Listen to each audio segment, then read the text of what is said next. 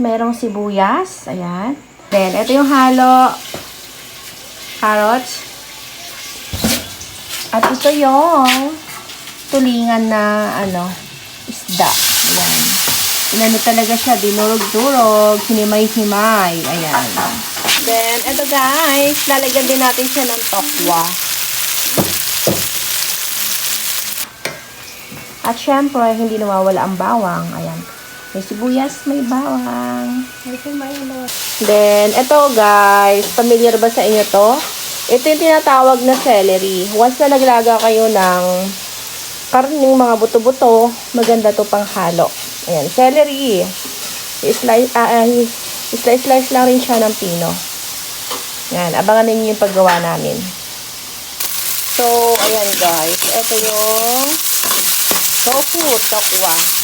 Durog-durog na lang natin siya hanggang sa maluto. Ayan, isang sangkap sa mga ito namin. So, guys, dahil bawal ang meat, ito yung ating gagamitin, tokwa. Then, ito na nga guys, yung ating gagawing lumpiang isda.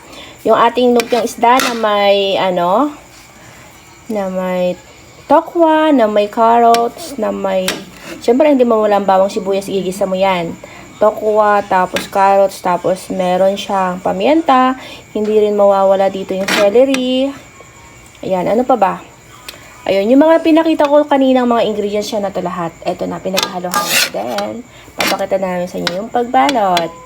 So, ayun na nga guys. Babalot na natin sa wrapper ng lumpia. Ayan, smooth yung gamit natin. Then, ibibilot lang siya. Tsaga-tsaga lang talaga sa pag-roll ng ating lumpiang isda. Ayan, sa ngayon, bawal tayo kumain ng meat. Pansamantala, ayan, fish yung ating gagawin.